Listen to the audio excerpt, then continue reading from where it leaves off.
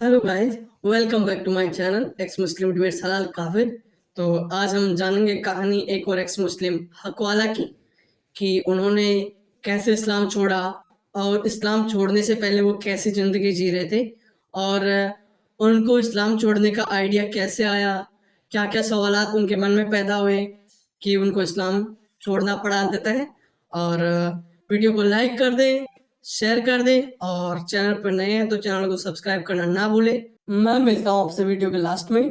Thank you so much. और हमारे साथ आई एम हक वाला एक्स मुस्लिम साहब भी जुड़े हैं। जी हक वाला साहब। समीर भाई, मेरी आवाज जा रही है? जी आपकी आवाज आ रही है।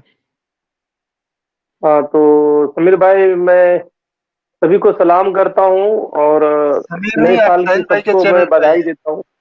आप साहिल भाई के चैनल पे हैं। हाँ, साहिल भाई सॉरी। जी यार 4000 के तो लिए 4000 व्यूअर्स के लिए कुछ 150 पौने 200 व्यूअर्स कम है। आप लोग वीडियो को लाइक और शेयर करें ताकि 4000 क्रॉस हो। जी हक वाला एक्स मुस्लिम साहब बोलिए। हाँ जी, मैं भी पहले मुसलमान था और आज अभी के डेट में, आज के दिन में मैं एक्स मुस्लिम हूँ।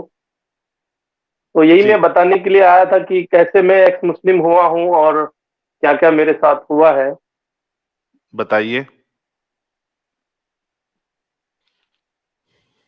अ, जैसे कि मेरा जो बचपन है वो मैं मदरसे की तालीम में नहीं ले पाया हूँ, क्योंकि मेरे यहाँ पे उधर खासतौर से अभी भी ज्यादा लोग जो है पांचों वक्त की नमाजी नहीं है। खासतौर से ज्यादा लोग जो है वो जुम्मे के दिन ही नमाज में जुटते हैं।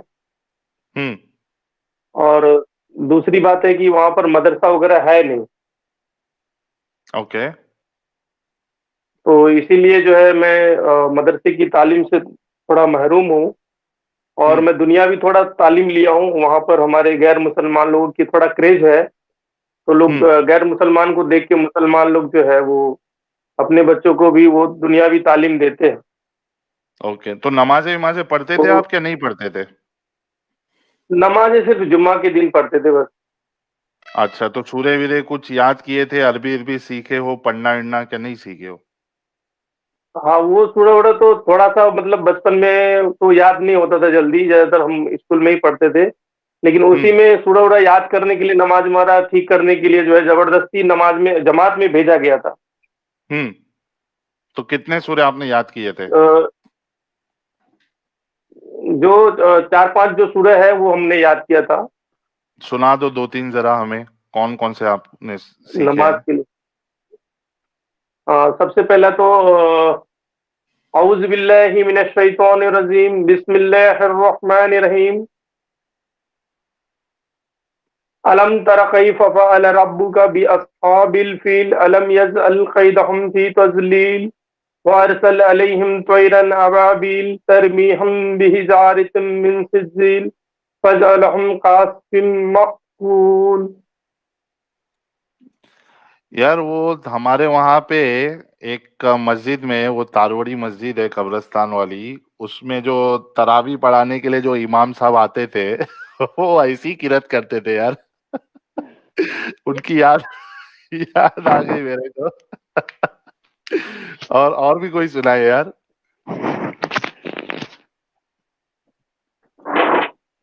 जी इन्ना आतैना कल कौसर, इन सानियका हुवल अबतर। मैं काफी एक्चुअली मैं कुछ कुछ भुला गया हूँ, क्योंकि मैं जब से नमाज पढ़ना ये छोड़ दिया गलत हूँ था। तो गलत था। गलत गलत था। मिडिल का लाइन हाँ मिडिल का मैं लाइन ही गायब कर दिया। हाँ इन्ना मैं अतईना भुला कल गया हूँ। मैं कह रहा कौसर हूँ ना, मैं भुला फसल्ली गया। रब्बिका तो भूल गए।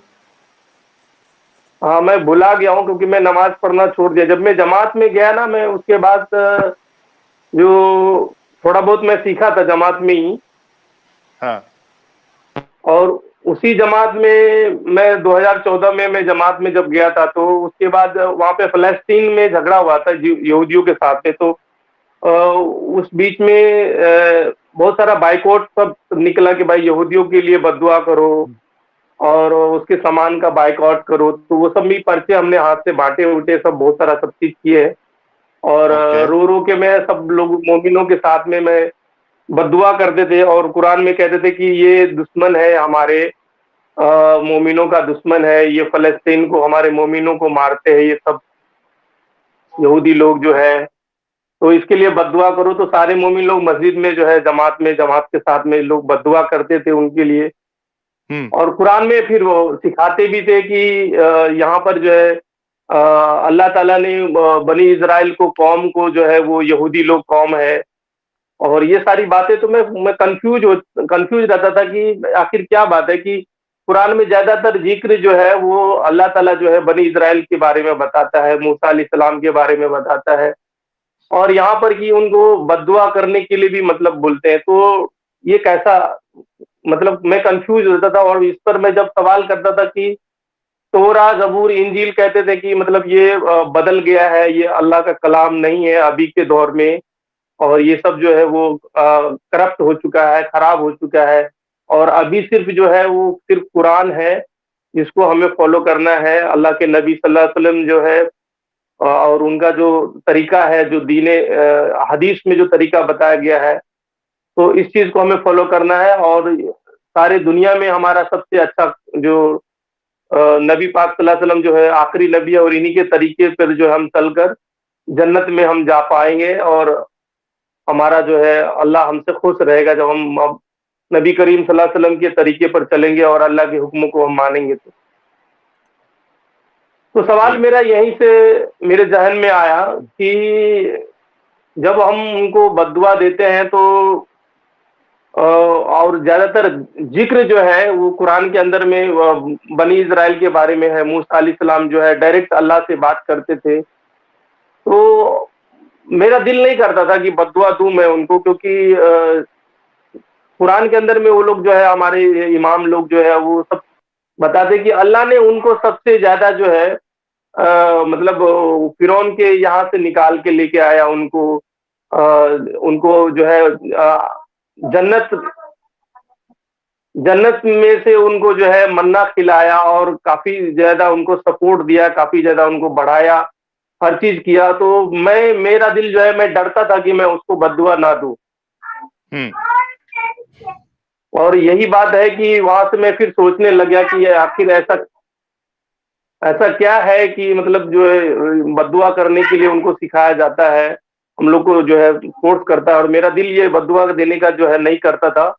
और इसी से मैं थोड़ा सा आगे हट के मैं सोचने लग गया था कि आखिर जो हम लोग का कौम है ये दूसरे कौमों से जो है ये नफरत करना क्यों सिखाता है। दूसरे हमारे जो कहते हैं कि अल्लाह की किताब है, ये 4 किताब है, तोरा, जबूर और इंजील है। और हम जो क्या बोलते हैं यहूदी लोग हैं और ये नसारा लोग हैं, ये हमारा सबसे ज्यादा खास दुश्मन है, और सबसे हमको जो है किताल करना है, सबको हमें जो है मतलब ये लोग जो है अल्लाह की किताब को बदल दिया है। तो ये सारी बातें जो है जमात में जाके हमको जो है सीखने के लिए मिला, ये सब बातें। तो इनके ऊपर जरा हमको मतलब दिल में सवाल सबको सुबह पैदा होने लगे कि कुरान के अंदर में अल्लाह खुद मतलब जो है इसके बारे में ज्यादा जिक्र करते हैं। ईसा अलैहिस्सलाम के बारे में जो है सूरह मरियम के अंदर में जो है ईसा इब्ने मरियम के बारे में जिक्र करता है कि अल्लाह ने उसको जिंदा आसमान में उठा लिया और अभी तक वो जिंदा है, और उसके कौमों को मतलब उनके कौम के लोगों को जो है कह रहा है कि मतलब बद्दुआ देने के लिए। तो ये सारी बातें जो है यहीं से मेरा सवाल उठा। मैं 2014 के बाद जैसे मैं 2 बार जमात में गया, चिल्ला लगाया 2 बार मैं, तो अच्छा, यहीं से चिल्ला भी मेरा लगाया सवाल 2 जो है बार। उठना शुरू। जी, 2 बार मैंने चिल्ला लगाया हूँ। ओके। चिल्ला लगाना यानी 40 दिन लगाना गाइस, ये देवबंदी अपना तबलीगी उसमें ये टर्म चलता है 3 दिन चिल्ला और ये 4 महीना। तो चिल्ला लगाना मतलब 40 दिन की इन्होंने 2 बार जमात में ये अपना वक्त दे चुके हैं। जी, आगे बोलिए। साहिल भाई, मैं निकलता उसके हूँ बाद से इधर। मैं जब जी, 1 मिनट। मैं चिल्ला के बाद से जब हकवाला मैं आया। साहब, हकवाला साहब एक मिनट, बंगाली एक्स मुस्लिम साहब आपका बहुत बहुत शुक्रिया। आपके पास वक्त की कमी है क्योंकि आपको कल सुबह जल्दी वो अपने काम के लिए जाना है, तो बहुत बहुत शुक्रिया हमारी तरफ से और बहुत कॉन्ग्रेचुलेशन। और आपका चैनल जो है वो सारे लोग इसको सब्सक्राइब भी करेंगे, आपको सपोर्ट भी करेंगे, तो बेस्ट ऑफ लक हमारी तरफ से बंगाली भाई। आपका भी सबका शुक्रिया, आपका भी शुक्रिया। जी बहुत शुक्रिया। जी हकवाला साहब आप कंटिन्यू करिए। हाँ, तो चिल्ला के बाद से जब मैं आया तो काफी जो है मैं कंफ्यूज में रहता था और सवाल मैं आगे करता था, मस्जिदों में जाके नमाज पढ़ता था और 3 दिन की चिल्ला में मैं काफी जाता था जमात में, 3 दिन की जमात में। तो काफी ज्यादा मैं जब सवाल करता था तो बोलते थे नहीं नहीं नहीं, सवाल नहीं करना है, सवाल नहीं करना है, ये दीन के अंदर में है ना, कोई सवाल अकल का कोई दखल नहीं है। तो मुझे मेरा मुंह बंद करा दिया जाता था, सवाल करने से जो है ना रोक दिया जाता था, नहीं सवाल नहीं करना है, बस सिर्फ जो है जब आप सवाल करोगे तो आप दीन से दाखिल मतलब बाहर हो जाओगे। अब आपको दीन में रहना है, इस्लाम के ईमान के अंदर में रहना, आपको काफिर नहीं बनना है। तो सवाल करने से रोका जाता था हमेशा, बार बार। जब मैं एक्चुअली वहां पे जो इमाम हमारे होते थे नमाज पढ़ने के लिए हमारे गांव में, और उसके बाद जो लोग भी जब कभी भी जलसा होता था तो बड़े बड़े मौलवी मौलाना हजरत लोग आते थे, तो उस जलसा में भी मैं जाके तो शिरकत करता था और मैं जब पूछता था, सवाल करता था, तो सवाल मेरा नहीं लिया जाता था।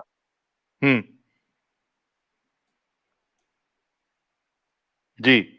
फिर उसके बाद जो है मैं काफी मायूस में हो गया था कि मैं एक्चुअली क्या है मेरा दीन, ये जो अगर मेरे अंदर अगर कोई सवाल है दीन को लेकर के, तो ये सवाल का जवाब मतलब मुझे मिलता क्यों नहीं है और ये लोग देना क्यों नहीं चाहते हैं। ये तो बड़े बड़े मौलवी मौलाना हजरात लोग हैं, मुफ्ती है और ये सब आलिम लोग हैं, तो ये सब सवाल अगर मैं करता हूं तो ये सवाल का जवाब क्यों नहीं देना चाहते। तो उसके बाद तो फिर मैं और ज्यादा जो है वो सोचने लग गया, मजबूर हो गया सोचने पे कि आखिर ये लोग सब जानते हैं, मैं तो नहीं जानता हूँ, दुनियावी इल्म हासिल किया हूँ, मैं तालीम हासिल किया हूँ, ये लोग सारी चीज जानते हैं, इस्लाम के बारे में सब कुछ पता है इनको, लेकिन फिर भी ये लोग सवाल का जवाब जो है वो मतलब और उल्टा घुमा घुमा के ये लोग सिखाते थे कि दिन की अच्छी अच्छी बातें जो है वो बताते थे। लेकिन ये जो ईसा अलैहिस्सलाम के बारे में और मूसा अलैहिस्सलाम के बारे में कहते हैं कि वो सब किताबें जो है वो सब खराब हो गई है और वो सब किताबों के अंदर में जो है अल्लाह कहता है कि ये सब ने तब्दीलियां ले आई हैं, बदल दिया है, इसलिए वो सब किताब के ऊपर जो है ध्यान नहीं देना है, उस सब किताब के ऊपर जो है आपको नहीं पढ़ना है। आज के दौर में जो नबी अकरम सल्लल्लाहु अलैहि वसल्लम के ऊपर में अल्लाह ने कुरान नाजिल किया है, तो यही कुरान जो है और यही दीन इस्लाम हक है और इसी को आपको फॉलो करना है, इसी के ऊपर चलना है। जी। तो मैं दिमाग में ये सोचता था कि अल्लाह ने जब वो तोड़ा भेजा, जबूर भेजा, इंजील भेजा, तो सबसे पहला मेरा जो सवाल बना कि ये कि जब वो तोड़ा अल्लाह ने दिया मूसा को और जबूर दिया हजरत दाऊद अलैहि सलाम को, मूसा अलैहि सलाम को तोरा दिया और इंजील जो है ईसा अलैहि सलाम को दिया, तो ये सारी की सारी किताब तो अल्लाह ने दिया ना, तो फिर यहाँ पर तब्दीलियां कौन करता है यहाँ पर, इस दुनिया में कौन अल्लाह से बड़ा कौन है जो मतलब उसको बदल दे सकता है, उसको तब्दील कर सकता है। जब हमारा अल्लाह जो है वो सुपर पावर है, सुप्रीम है, सबसे ऊपर है, आला है, तो उसके मर्जी के खिलाफ कौन कर सकता है। तो ऐसा तो कोई हो नहीं सकता है ना, इसका मतलब है कि अल्लाह से कोई भी बड़ा है। जो इंसान बदलता है उनके कलाम को जो बदल देता है, इसका मतलब यही है ना, उसके कलाम को अगर कोई बदल दे तो अल्लाह से भी कोई बड़ा है वो। सही। तो ऐसे ऐसे सवाल मैं जब करता था तो मौलवी मौलाना लोग जो है मुझे काफी डांटते थे और काफी मुझे जलील होना पड़ता था, मतलब रुसवाई का सामना करना पड़ता था। कभी कई बार मैंने मार खाने का नौबत आ गया था, लेकिन लोग मुझे बचा लिए थे और बोलते थे कि तुम जो है सवाल मत किया करो। हाँ। उसके बाद से धीरे धीरे मैं सवाल पूछना मतलब छोड़ दिया था और अंदर ही अंदर फिर मैं मायूस होके फिर मैं नमाज वमाज पढ़ना भी, मैं जमात में जब कोई बुलाते थे जबरदस्ती में 2 बार मैं जमात में इसीलिए गया था कि ताकि वो लोग कहते थे कि नमाज पढ़ना कम से कम सीख लो, और ला इलाहा इल्लल्लाह मोहम्मद रसूलुल्लाह कलमा पर भी तुम्हारा जो है अगर ये अंतिम, क्योंकि कभी भी इंसान मर सकता है, तो तुम ये कलमा पढ़ के तुम तो अल्लाह के सामने में तुम मोहम्मद अकरम सल्लल्लाहु अलैहि वसल्लम के जो उम्मत बन के तो तुम वहां पे खड़े रहोगे, तो कभी जन्नत ना में तो कभी जा जन्नत पाओगे। मिल जाएगी। राय के हाँ, कभी राय न कभी के तो दाने बराबर भी ईमान रहा तो अल्लाह उसे जन्नत जरूर देगा। ये तबलीगियों का फेमस डायलॉग है। हाँ, तो यही इसीलिए जबरदस्ती जो है 2 बार जो है जमात में मुझे भेजा गया। उसके बाद तब जब जमात वाले आते थे तो मैं दूर हो जाता था, और मैं उन लोग से मैं काफी अलग उसी टाइम से मैं रहना शुरू कर दिया था। उसके बाद फिर मेरा शादी वगैरह हो गया, उसके बाद से फिर मैं दुनिया बना लिया इन सब चीजों से, और अंदर ही अंदर रहता था। सबको ज्यादा मैं मतलब खुल के नहीं बोलता था कि मैं ये सब चीजों पे ज्यादा भरोसा नहीं रखता हूँ, ईमान नहीं रखता हूँ ये सब चीजों पे। और उसके बाद से मैं जो है अंदर ही अंदर में इन सब चीजों में मैं काफी, फिर उसके बाद जो है मैं खोजता था कि ये तोरा कहाँ मिलेगा मुझे पढ़ने के लिए, ये जबूर कहाँ मिलेगा, इंजील कहाँ मिलेगा। तो ये सब मैं पूछता था मौलवी मौलाना हजरत लोग की कि अभी जो तोड़ा मुझे चाहिए पढ़ने के लिए तो क्या आप मुझे दे पाओगे? तो बोलते थे नहीं नहीं नहीं नहीं नहीं, वो तोड़ा की बात ही मत करो, कुरान पढ़ो। कुरान कुरान में जो लिखा है वो सही है, तोड़ा गलत है। तोड़ा यार जबूर आप और जो ये थोड़ा इंजील थोड़ा है ये सब करोगे, गलत है। थोड़ा थोड़ा मांगोगे तो आपको ही तोड़ देंगे वो लोग। हाँ हाँ, कई हाँ, उसने मैं दूरी बना के जो है मैं रखा अपने आप को, उन सब चीजों से अलग रहा।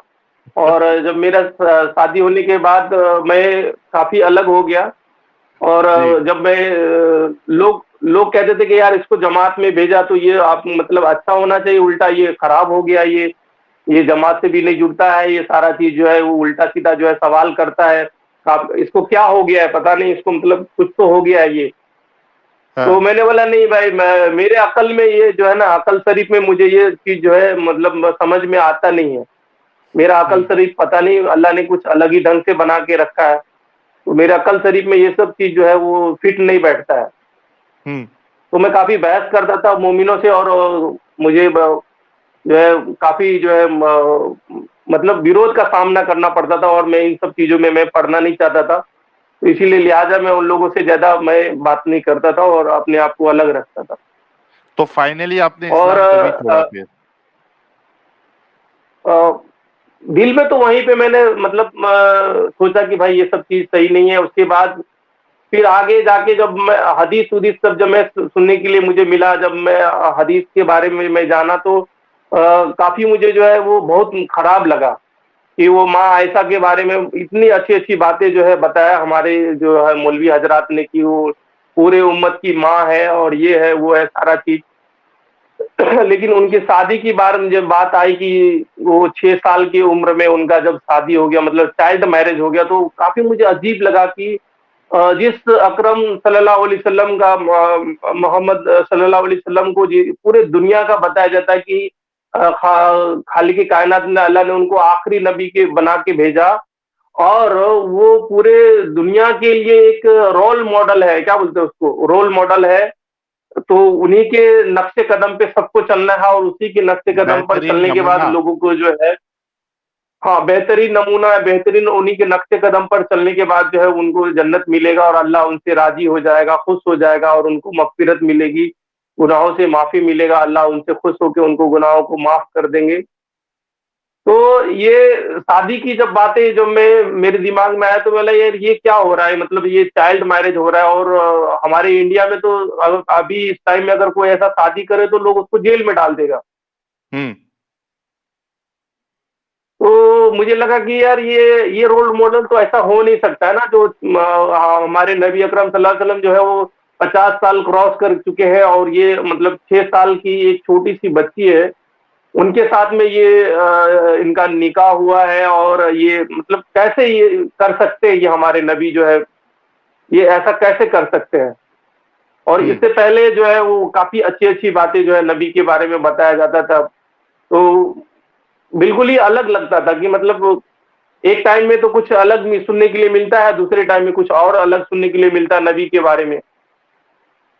फिर उसके बाद जो है वो मैं थोड़ा सा हिंदी में कुरान फिर मैं लाया, और उसके बाद थोड़ा सा जो फजाइली अमाल है और ये मुंतखब अहादीस है, ये सब चीज जो मैं जमात में जब गया तो ये सब सारी किताबें मैंने करीब करीब मैं 4-5 हज़ार का मैंने किताब में खरीदा, और ये हिंदी में सब मैं एक्चुअली मैं उर्दू अरबी मुझे आती नहीं थी, तो पूरे घर में मेरा पड़ा रहता था और मैं इन सब चीजों को मैं पढ़ता था। तो ये सारी चीजें मैं धीरे धीरे हदीस के बारे में जानना लगा, तो फिर और मुझे दूरियां मुझे लगा कि यार ऐसा नहीं हो सकता था। उसके बाद फिर कुरान में मैं जब पढ़ा हिंदी की कुरान में कि काफिरों से अल्लाह जो है बहुत नफरत करता है, जो लेकिन मैं देखता हूँ कि हमारे इंडिया में जो है काफी सारे जो है मुसलमान भी हैं और ज्यादातर तादाद में जो है वो गैर मुसलमान है।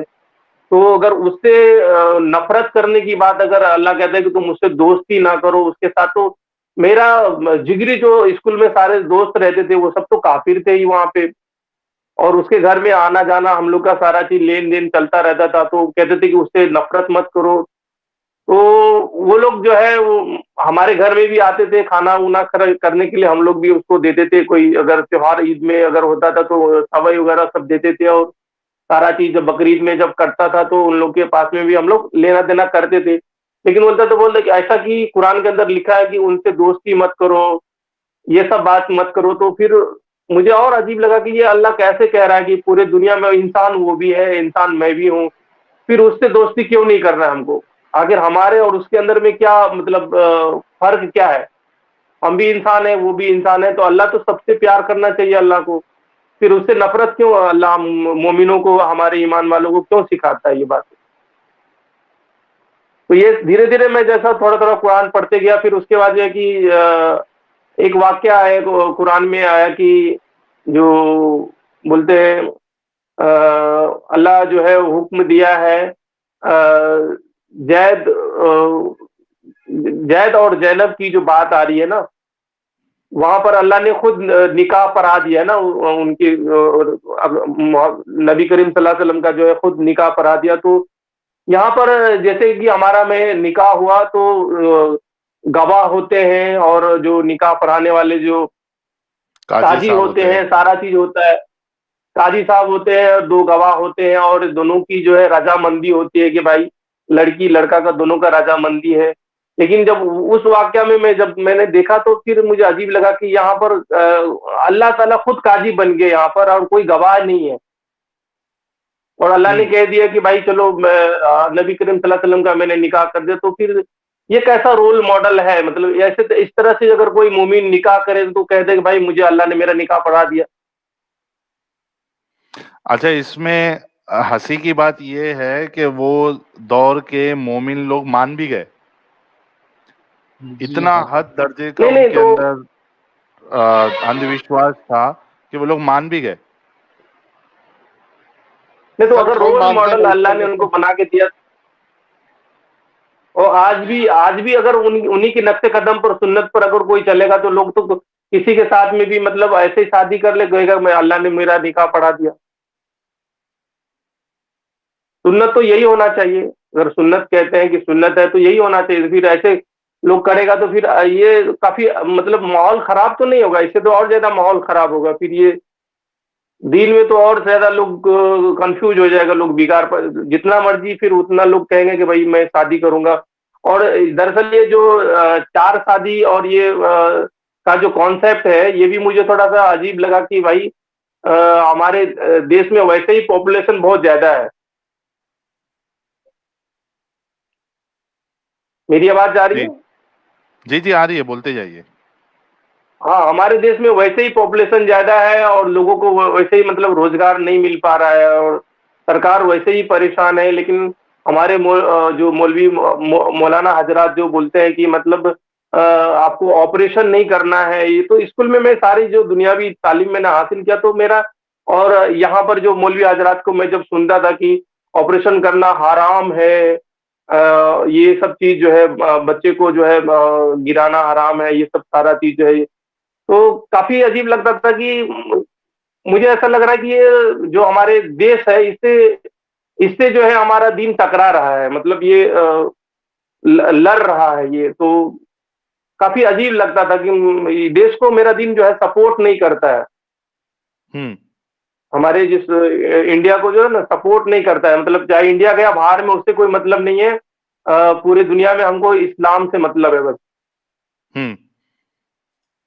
कोई देश कुछ भी करे और देश की सरकार को कुछ भी हो, उससे कोई लेना देना नहीं है। तो हमने स्कूल में तो यही पढ़ा था कि भाई हमको देश जो है हमको वही देश जो जिस देश में हम पैदा लिए, और जो देश हमको इतना सारा चीज जो है वो क्या बोलते हैं सेफ्टी देता है, फौज फौज देता है मुझे, और मेरे सेफ्टी के लिए फौज हमेशा वहां पे अपनी जान देते हैं।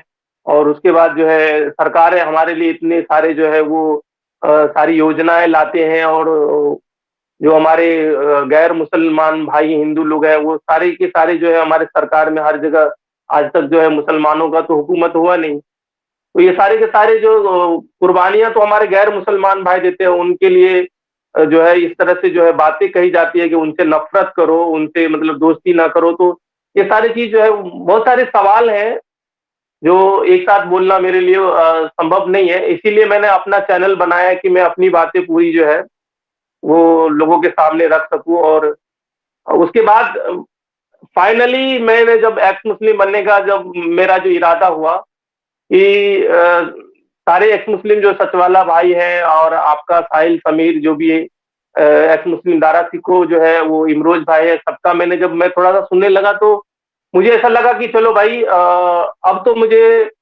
ऐसा मैं अकेला नहीं हूँ अपने लिए, ताकि मैं मेरे साथ में कोई ऐसा आदमी जुड़ने वाला हो सके जिसके साथ मैं अपनी बातें शेयर करूं।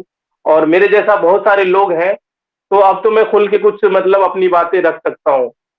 तो 4 महीना पहले मैंने आपसे मैं एक बार जुड़ा था, बात किया था, और जब आपने 10 लाख रुपया देने की जब बात करे थे वो मैं ही था।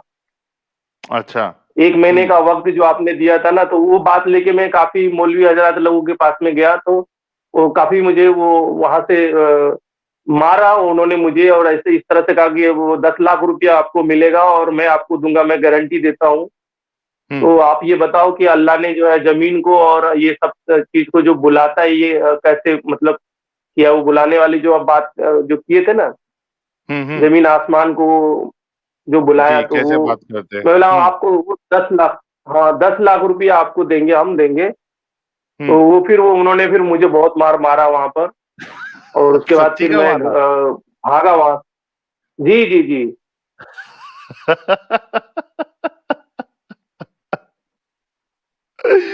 हार्ड है यार। अभी सीधा मौलवी को जाके बोल रहे हो 10 लाख मिलेगा, आ जाओ। तो भगा दिया आपको वहां से। अरे मार के, इतना मार के भगाया। फिर उसके बाद मैं अपने बच्चों को लेके मैं फिर अलग सेफ्टी जगह पे अभी हूँ। और हाँ। 2 महीना हुआ है मैंने चैनल बनाए हैं। जी। और ये बात जो है अपनी बात में पूरी की पूरी जो है वो सब, तो अभी तो मैं डिक्लेयर हो गया घर में, मैंने सबको बता दिया कि भाई ये सब चीज जो है मैं नहीं मानता हूँ। हाँ। और घर वालों से जो है मुझे काफी परेशानियां उठाना पड़ा मुझे। बोला कि दोबारा वापस लौट के मत आना ना, जब आओगे मैं काट दूंगा तुमको। हम्म। सही।